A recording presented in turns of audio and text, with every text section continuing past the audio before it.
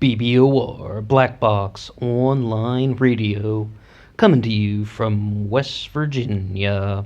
Today we're going back to 1879, and I have to tell you, this is mostly a true crime channel, and this is an area of true crime that I don't think we've ever discussed on this channel, definitely focusing on a different aspect of it, because this is talking about the case of Standing Bear, a Native American chief who sued the United States government for a writ of habeas corpus. Standing Bear is perhaps very well known for a particular speech that he gave in the courthouse at the time. And let's have a look at that. And we're actually just going to read a few things that are tied into that. Standing Bear arose, half facing the audience. He held out his right hand and stood motionless, so long that the stillness of death, which had settled down on the audience, became almost unbearable. At last, looking up at the judge, he said, "The hand is not the color of yours, but if I prick it, the blood will flow, and I shall feel pain. The blood is of the same color as yours. God made me, and I am a man. I have never committed any crime. If I had, I would not stand here to make a defense. I would suffer the punishment and make no complaint." Still standing, half facing the audience, he looked past the judge, out the window, as if gazing upon something far in the distance, and continued, "I seem to be standing on a high bank of a great river with my wife and my little girl at my side. I cannot cross the river, and impassable cliffs arise behind me. I hear the noise of great waters. I look and see a flood coming. The waters rise to our feet, and then to our knees. My little girl stretches her hand toward me and says, 'Save me.' I stand where no member of my race ever stood before. There is no tradition to guide me. The chiefs who preceded me knew nothing of the circumstances that surround me. I hear only my little girl say, 'Save me.'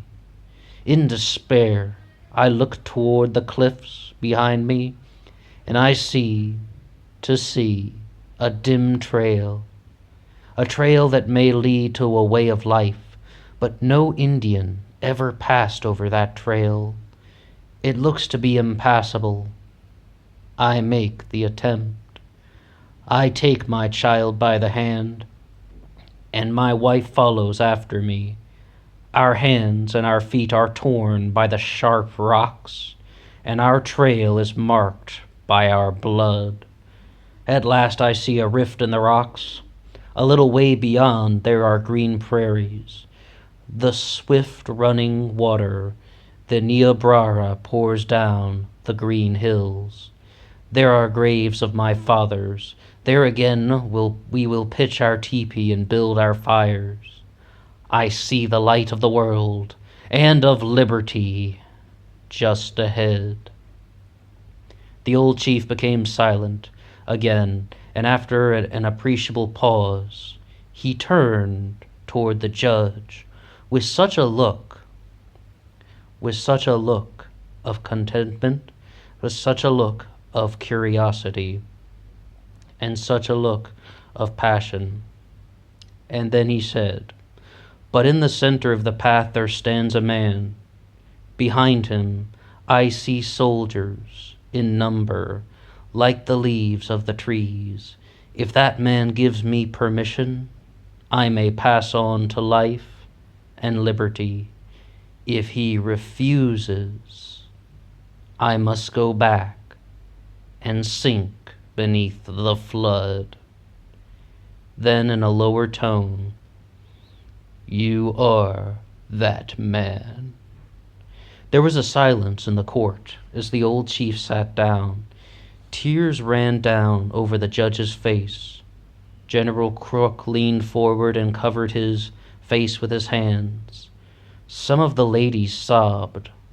All at once, that audience, by one common impulse, rose to its feet, and such a shout went up as was never heard in a Nebraska courtroom.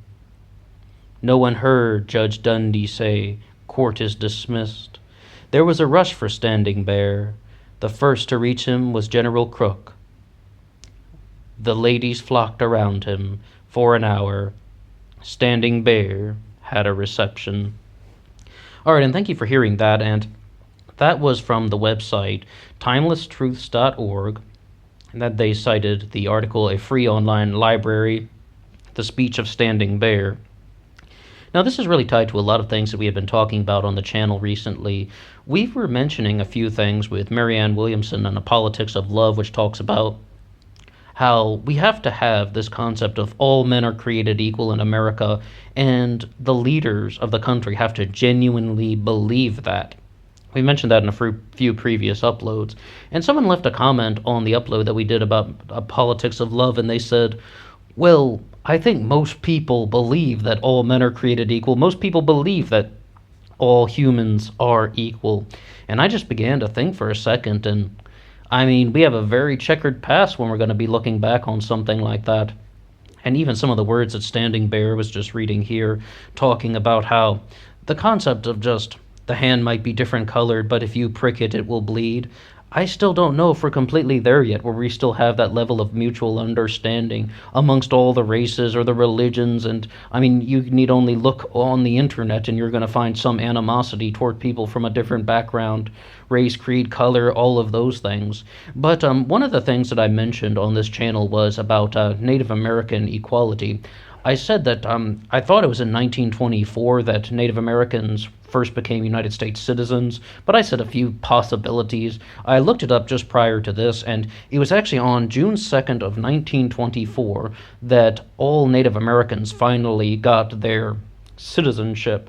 And that was, so it's not till the 20th century, 1924, that all Native Americans became United States citizens.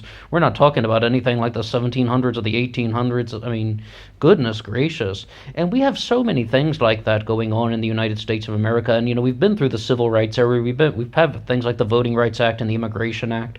We've come a long way. But one of the things that I heard in a discussion about that is it's never about only looking back into the past and saying, okay, well, we've come a long way. I mean, you always have to look forward to the future.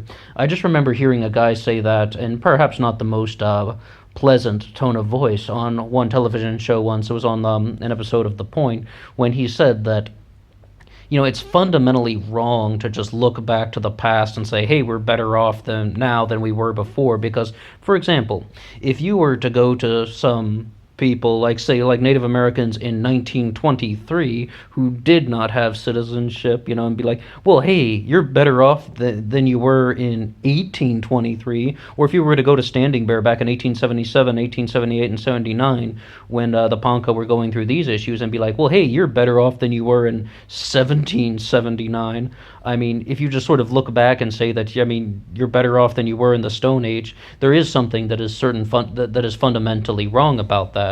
But I mean, there are a variety of ways that we can express this, and this is really going to be one that it's not only about the ideas that we express, it's also how we present and convey it. Because when I was you know, I mentioned, though, the person that was saying all those things didn't really have the most pleasant tone of voice, and the person he was debating was even saying, I suggest you calm your tone because you might do more harm than good. It's like you're saying some very good things, but it's also like once you sort of become the distasteful and the sardonic individual, then people are not really going to be listening to you too well. But look at all the things that we have in the United States of America. It's not only the Native Americans, and it's not only what we experienced with slavery. We also have things like the Chinese Exclusion Act that was going on in the late 1800s, not to mention something like the internment of the Japanese during World War II. And what about the signs that were going up? Irish Catholic need not apply, no Irish need apply. I mean, we have an enormous amount of divisions in America throughout our history. And a lot of people are saying that maybe we've overcome those today. And remember Dr. Martin Luther King, free at last, thank God Almighty, we're free at last. But, and of course we're talking about Martin Luther King in the 1960s. But even to this point, we're not completely there yet. Has America overcome everything that Standing Bear was talking about? I don't think so. Does America completely comprehend? By America, I mean the totality of the American people. Have they completely comprehended that some of these things, like such as that hand is not the color of yours, but if I prick it, the blood will flow, and I shall feel pain. The blood is of the same color as yours. God made me, and I am a man, and I've never committed any crime. And so it's like, I mean, do they sort of recognize these things? Have we really achieved this level of understanding that, someone has equal value to you? I mean, even if they are completely different. I'm sure you understand that if you've made it this way to this far off corner of YouTube and you want to listen to the speech of Standing Bear with a few mumbles in the middle, excuse me for that. But at the same time, I mean, you need just look through the comments sections on any of the cable news discussions about politics, race, and religion, and you're just going to see a certain sense of nastiness. And one of the things that I thought about doing on this channel was perhaps even targeting some of the things that we've received about like dealing with anti-Semitic trolls in the past, because they've been right into this show on Black Box Online Radio about some of the cases that we've talked about, and you just see it everywhere, as well as not to mention the various forms of xenophobia. And I don't believe that we've completely conquered all the barriers in America, and definitely not in the world. We are still dealing with a lot of the kind of just the inability to comprehend what Marianne Williamson was talking about, that all men are created equal, all humans are equal, and the American people, not just the political leadership, but the American people really just need to be able to say those words and genuinely believe it. And let's hope that we can be just moving forward onto a better day and moving forward onto something that is going to be a greater America for everybody and a more beautiful America for everybody. Well, that's all for me now. If you have anything to say at all about the speech from Standing Bear or any of the things that we were talking about, and I do have to say, though, as of today, January 11th, 2020, Marianne Williamson did drop out of the Democratic presidential primary, but her voice is greatly missed, even though she didn't make the debate stage. Followed her on social media a lot, but also if anyone does want to continue with that, you can check out the Williamson Institute. They have various posts around on social media. Just Google them, the Williamson Institute, that will carry on with her message. I mean, I like a lot of the things that she has to say, and I didn't endorse her completely for president, but it's a good topic to discuss. All right, well, that's all for me now. If you have any comments at all, please drop a comment below. If you like this upload, you can hit the like button. If you haven't subscribed yet, you're welcome to subscribe. And everybody take care until next time.